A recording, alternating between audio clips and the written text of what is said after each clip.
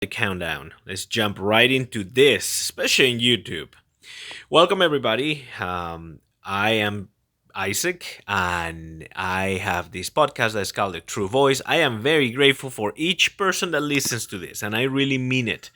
All the five of you, I really have no idea where where you're from or anyway, I don't know anything about you, if that makes any sense. But I don't even know where you live. I don't even know if you speak in English, or if you're just even listening from beginning to the end, or what's the situation of why you are even listening to this podcast. But I try to review the books that I read. I try to review what I've learned every day. What I've noticed, by the way, is that since I've been doing this podcast, I'm constantly looking for knowledge. I'm constantly looking for what is the next episode?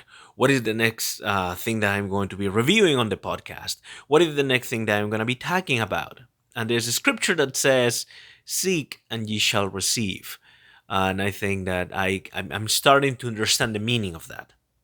All right, so without going any further, I'm reviewing the book of Jordan B Peterson, 12 Rules for Life. We're going to talk today about rule number 1. We'll keep it same thing, same rule, I guess. We're going to keep it under 10 minutes. Okay, around 10 minutes. I always go over that. I'm trying to keep it short because I struggle uploading the video to YouTube.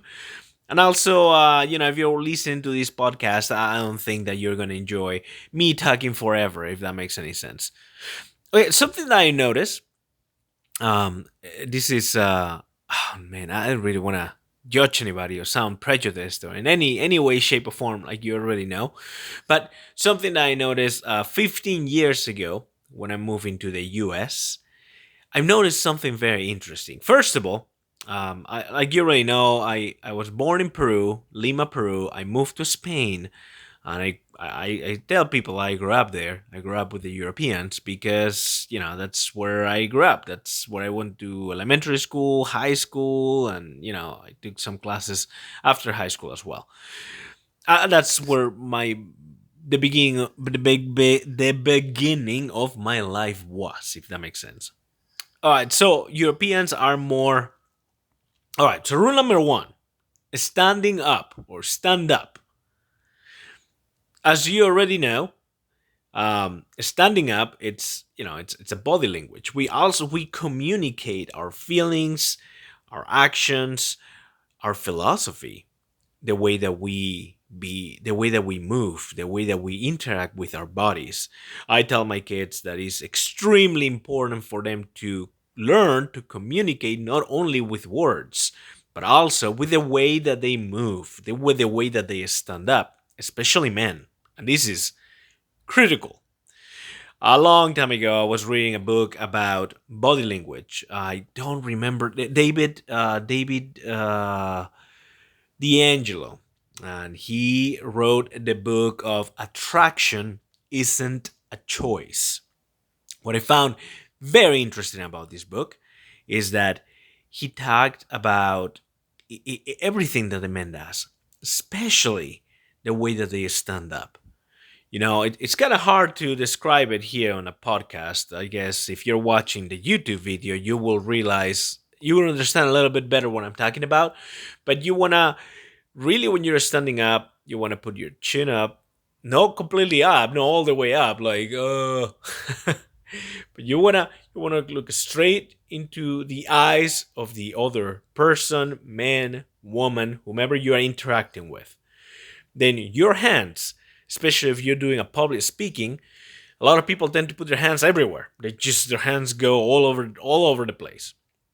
And what the book was saying is, what the video, I guess, of these David D'Angelo was saying is that you want to grab the middle finger and the thumb, and you kind of want to make them touch each other, kind of like this, like very very smoothly. And then you want to put your hand right next to your leg, if that makes sense, right next on your sides, and then that's it. You want to put your chin up, put your hands right next to the side, and you want to try to concentrate, listen Listen is the key to the other person that they're attacking to you. So you had to practice. You had to practice to stand up. What I was going to tell you at the beginning of the podcast is when I moved to the US, this is like 15 years ago, not that long if you think about it. Something that I noticed is that men have a horrible, horrible body language. Number one, they don't look at the eyes of people, they just look down, or they look up, or they look on the sides. They cannot look straight into people's eyes. And that was crazy to me. Second thing was the handshake. Every time I were to go to shake somebody's hand, it would be like a wet fish hand. It's oh man, you just go wash your hands. Those things are more sweaty. I don't know how many years I've been sweating without washing them. That's how pathetic it was, And anyway, I just noticed that especially men. I mean, women is a completely different story, but men have a very poor body language. So from chapter one, rule number one, he compared crabs.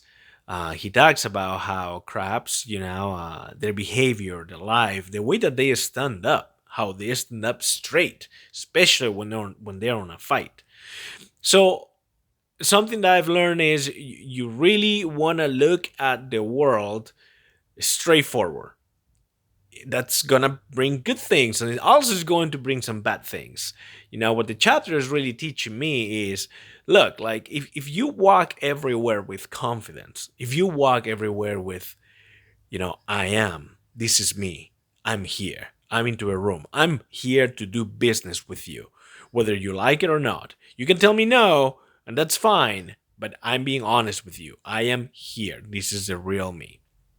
When you go like that around the world, number one, people will respect you. People will look at you and be like, wow, this person is legit.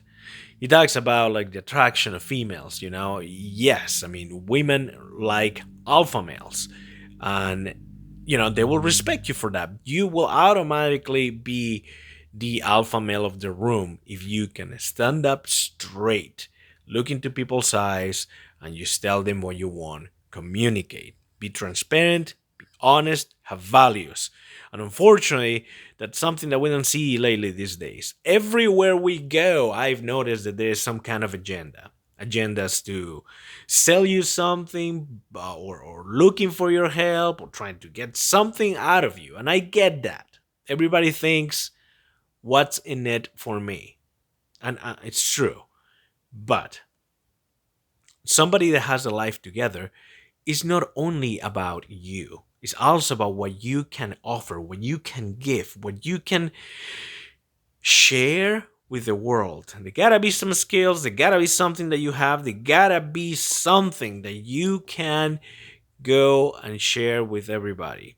And when you stand up straight, you convey that you're confident. You convey that you're not gonna be pushed around because you already know what you want in life and you are not willing to take any crap for that. And nothing wrong with that. Now, people that are confident, people that are honest, people that have values will appreciate that because they will see that in you. They will see, hey, this guy is just like me. They just, well, he just wants to go into business with me. And I appreciate the fact that he's just being straightforward with me. Now, the people that don't have values, the people that are trying to get something out of you, the people that are trying somehow. Let me ask you this: have you ever met someone that is your friend? That is your friend. That like every time you meet is this awkward feeling that like he's hiding something, or just you did there's something in there that you don't know what it is, but there's something in there that is not right. Well, those people might not like that, might not like the fact that you're standing up for something, standing up for yourself. They might feel threatened. They might try to bully you. They might try to test you. They might try to be like, well, he doesn't seem like a very confident man. I'm pretty sure there gotta be something that we can do to break them, break him, break her, whatever it is. And so I guess what I'm trying to say is I really think that Jordan B. Peterson, at least from what I'm trying to get out of the book, is that he's saying that when you say, I am, this is me, you're going to bring a lot of different reactions. However, in the long run, in the long term, if you're constantly being clear with your purpose, if you're constantly showing up and saying, this is me, take it or leave it, then you will have a better life. You'll have better contacts, better friends, people will respect you, and you will get rid of the people that don't appreciate that. They don't want that in their lives, and that is fine. Normally, those kind of people are people that, they just, it's just doesn't worth your time. You really don't want those people in your life on the first place anyway. That's it, 10 minutes.